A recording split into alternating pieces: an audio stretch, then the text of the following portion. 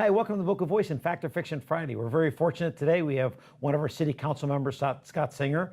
Thank you, Scott, for joining us. Thank you, Peter. So we're in a new year, 2018. We have a lot of great things to talk about. So as we go into 2018, as we look at this beautiful downtown and Boca Raton that we have, tell us a little bit about what's happening in the city. Well, absolutely. I think this winter season, which we're still in today, boy, has it been cold, has demonstrated a lot of people flocking down to South Florida, snowbirds, and more vacationers than ever, and probably the most booming winter session in December with activity downtown and the other restaurants. And I think that's really great for our retailers and restaurateurs who are looking for that type of activity, and more importantly, for the residents who want to see a robust set of choices. I can't tell you how many people tell me, even ones who are concerned about development, say, well, I still want to see new restaurants here. Well, they go hand in hand, and I'm glad that some of the newer ones are flourishing. You know, we talk about downtown a lot, but there are other areas in Boca that are actually flourishing. Why don't you talk about some of those other developments? Well, absolutely. You know, I don't know how many of you go out on Military Trail north of Yamato Park Place, but that every time I drive by there, and I do often because I like Chipotle and I like Habit Burger and I like Fresh Market, I like a lot of the other places there too. You see a wide range of activity in a beautiful center that's really transformed a whole range of offerings and actually done what the whole planned mobility concept was designed to do. If I want to go to Chipotle from my house, I can go to one 3 miles closer instead of 6 miles away. But beyond like the distance driven, it's another range of offerings. It's combining a successful, what I understand to be a successful set of luxury rentals with that office product nearby at Office Depot with the retail center, and that creates a nice corridor. And there's another 2 more successful restaurants opening up this month or last month. Prezzo's among them. Burt Rappaport's long venerated place from the 80s and 90s is making its comeback. So there's a lot of excitement with new stuff in Boca. We're very fortunate, and I think we underestimate how lucky we are to have such a wide range of offerings and new offerings all the time. How many cities just have the same old 4 places to go to? We're not that. Well, I got to tell you, it's wonderful. This winter break has been absolutely incredible. You couldn't walk into a restaurant in this winter break and not notice the difference in years past. Every restaurant was absolutely packed with, even though you had more options, it seemed like you had so many people in there enjoying all of the restaurants with all of the choices, and also retail options. When you were walking into stores and all of the shops throughout downtown and other locations throughout Boca Raton, more retail options have opened up for mom and pop stores so that people can go in and enjoy and not just have the mall. You can go into Royal Palm Plaza, you can go into Royal Palm Place, you can go into different locations and enjoy more locations to buy other than just having to go to Town Center Mall to buy gifts for your family and friends. Right, and I think that's important for a lot of reasons. One, the sales tax revenue, now flows up and helps create infrastructure money, and money for schools, which I know we're going to cover in a minute too. Sure. I'd love more of that money to come to Boca, but we're still the single biggest payer of sales taxes in the county, partly because of the commercial real estate base and all the retail. But it's helping those retailers, and even today with the news that Sears was going to close that location at Town Center Mall, the rest of the mall remains very strong. Let's talk about that for a minute. Yeah. Amazon is a monster, but it's closed a lot of businesses. It has. Right? And if we are not careful and we don't support our local businesses, the mom and pop stores that handle these retail things, listen, I'm guilty of it. I like shopping on Amazon too, but I also like going in and looking at gifts that I can buy for friends and family and my kids and enjoy looking at it. And I like to go into shops and enjoy them. And I think too many people get caught up in, because they're busy lives, and they don't go into shops anymore and just look at the gift and say, hey, look, I want to buy that for so-and-so. And it's nice to go in and look at shops and see it, and also keep the tax base local so we can support our local economy. Yeah. Well, in addition to all of those points, there's another point now I'm going to put on my city, long-range planning hat, something I try to talk about more and I think about constantly and want us to do more of.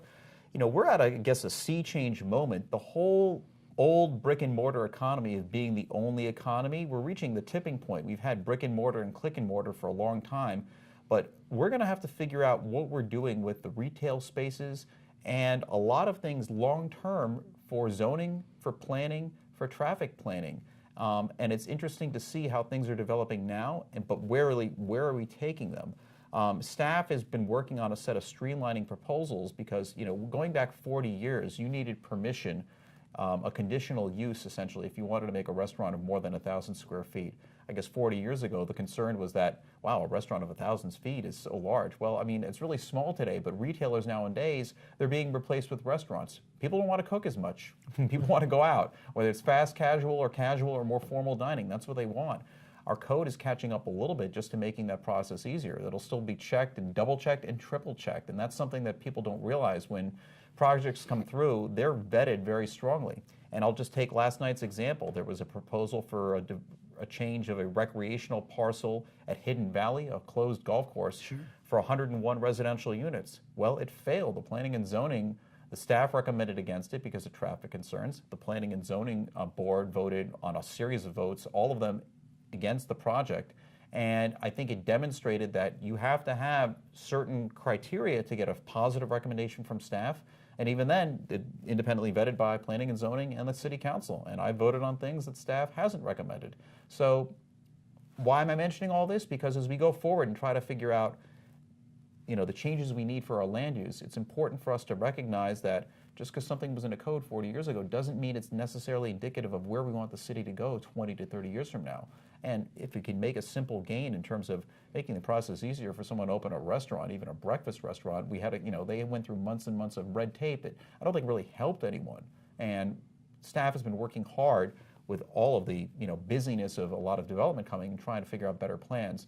What does that do for residents? Well, it opens up more amenities earlier. It still gives them all the same review, and it probably makes the process better, which keeps taxes low and keeps staff freer to do more of the long-range planning we need. And I'm talking a lot about that, I guess, to close in 2018, because I'm trying to think about what can we really do this year to maximize the wonders of Boca Raton. Well, you bring up a good point, because we've honestly started to consume things a lot differently. As humans, we've all shifted our entire core. We're no longer consuming media the way that we consumed it. Now that we carry our own iPhones, we don't even watch TV the same way we watched TV in the past. Who would have thought 15 years ago that we would consume media on a device rather than our TV sets? So as we shift, population shifts. As population shifts, our kids shift. As our kids shift, we shift. So we really need to start looking at a lot of things differently. And I think sometimes we got to be careful what you ask for, because you're going to start to get it. Yeah. I just look at up in West Palm Beach in City Place. Who would have ever thought that Macy's would shut down? Right now they have that entire building available for retail space. That is a huge space to fill. To your point, you're not going to fill that with a restaurant. No. That's a huge retail space to fill that they're going to have to decide what to do with it. You're absolutely right, Peter, and we are very lucky in Boca Raton, where we've seen some more creative retailers who emphasize, because we can have luxury brands and they can charge prices that are not bargain basement, and sometimes very luxurious prices for our clientele. So let's go on to education. It's a big topic, a lot of people, and I think there's a lot of myths. And going on with the name of the show, Fact or Fiction Friday, let's talk about what's fact and what's fiction. All right. Well, here I'm happy to give some facts, because some, unfortunately, fiction got out there. School populations are a concern, absolutely. But there was fiction in suggesting that, well, the city could have charged more fees or imposed more conditions on developers or started to look at ways in a different way. I heard a lot of just non-factual statements out there, so let's clarify. First, let's talk about what's already in process. Second, let's talk about what we're doing. And third, let's dispel some fiction, I guess. First, in process. Good news is the school board already has in its budget the addition of 800 student seats at Spanish River by 2020. So that's less than 2 years away, or fiscal 2020. So we're about 2 years away from that.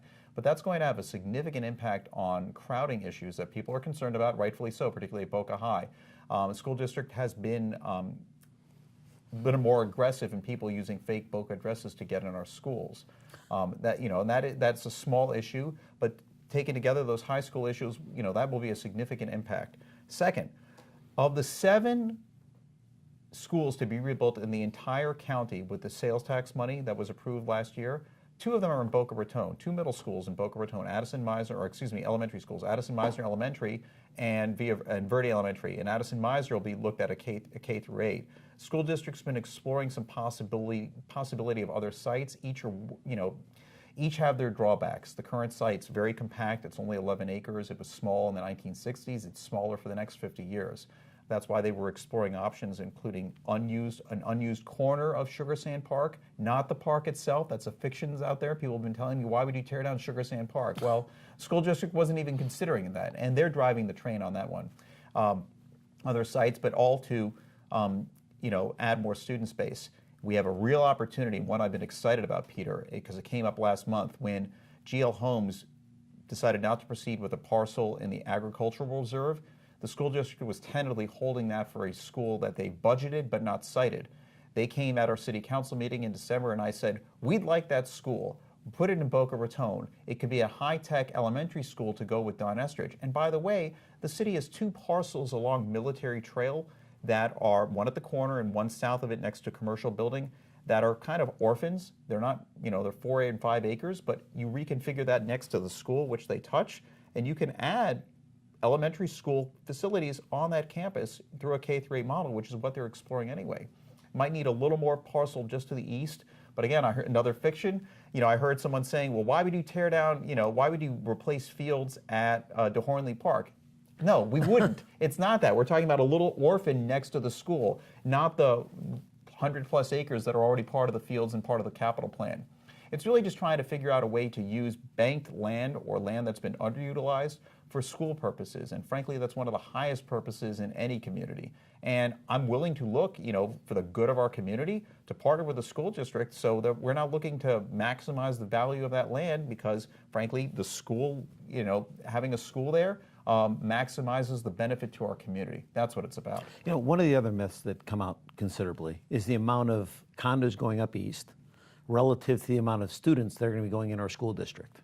All right. And has the city looked at all at any of the census that goes into how many children are actually going into those condos? Yes, I've had a number of conversations because the school district's demographers look at this in great detail. And I can understand the skepticism because when I saw some numbers first, I had some skepticism too. Viscerally, it doesn't feel right that you build 200 units and you're projecting only a small number of students. But the reality is where those condos are or where those apartments are, they look very specifically site by site.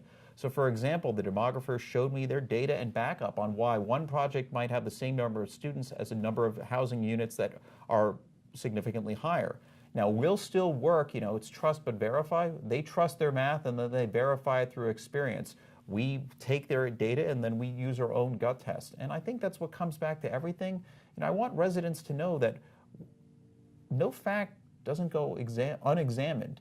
They all go examined. We look very carefully at everything. I pore over data. I ask staff more questions than they might like, but that's all for the protection of the residents to make sure that what we're being told is accurate. And I'll keep doing that as best as I can. Nobody's perfect. Some people may disagree with some of my calls, but I try to make the best call as I see it as it comes to me. So tell us a little bit more about what's going on in 2018. What do we have to look forward to? We've got a lot to look forward to. Planning-wise, the city's working on a whole number of projects. At our December meeting, we talked about the waterfront master plan. We saw some great ideas and try to set some priorities for that planning, focusing on the downtown waterfront parcels. Plans are in the works to get those plans sketched so we can get the approvals for the county and create that wide pedestrian promenade that was the most widely desired thing about the Wildflower and Silver Palm sites, to really connect that, create a little walkway that connects a 6-acre parcel downtown, and then start to create that vibe of excitement, connecting the beach and the downtown as that pedestrian corridor expands. Sure. So we're going to have more plans there. We're going to continue on the plan for our city master campus. I'm still looking at creative parking solutions. I think parking downtown is a prime need. I've been pushing for that on council. I'll continue to push for that. And we're close to wrapping up, I think, the next phase of the ongoing discussions and hopefully finalization of the Ocean Breeze Golf Course acquisition. For you viewers out there, last month or 2 months ago, the City Council gave the green light for the sale of the Western Golf Course for $65 million. That potential acquirer is working on its approvals at the county. Simultaneously, we're working at wrapping up the planning with the Beach and Park District for the acquisition of that course, or backstopping their funding. They're going to pay for it, but we're going to help them with the financing. And they'll pay the city back, and they're working on plans to get that course up and running and hopefully have a seamless transition, or as near as possible, come late 2019 so that we can have a Boca National Golf Course or whatever they end up calling it. Sure. Whole range of other infrastructure projects, too many to mention here, but I'd love for you to send your comments here or on my social media, Scott Singer USA. Please do, because I can tell you about the millions of dollars of road improvements, median improvements, and other things that we're working for maybe 12 to 14 different neighborhoods. It's a lot of exciting stuff, and there's much more going on in terms of city events. They continue to expand and expand. We have so many offerings in this city, and I'm really impressed with what the staff does and still having the lowest tax rate and highest value of any city in the county. Well, I think you're absolutely right, and we look forward to seeing what's coming up in 2018. We have a lot to go for. We have obviously this election coming up in March, which I think is going to bring a lot of different views to the table. As we interview the different candidates, we look forward to seeing what everybody has to bring to the table, and we'll see where it lands. Yeah, well, whatever it comes, whatever the outcome of any election, I always like people engaged, and you don't have to wait to election time. And just to close, I'm glad you mentioned, TV, processing information in a different way. That's why I'm happy to, that's why I reach out in town halls. That's why I go door to door to HOA meetings and knock on people's doors still. They'll still think that's the primary core way to reach people, but that's why I send out newsletters. Come on here, tape Boca Beat, and try to give people just a brief update when they're on their iPhone for a couple minutes about what's going on in the city. But always I ask people to tune in here, tune in at the city. We have a communications department designed to give you as much information as you could possibly want and more. Absolutely. Well, thank you for joining us at the Boca Voice and Fact or Fiction Friday. We look forward to seeing you next week on Fact or Fiction Friday. Don't forget to follow us online or on Facebook. And don't forget to log in and join us on getting the newsletter at thebocavoice.com. Just log on to our webpage and request to get our newsletter. We look forward to seeing you next week on Fact or Fiction Friday.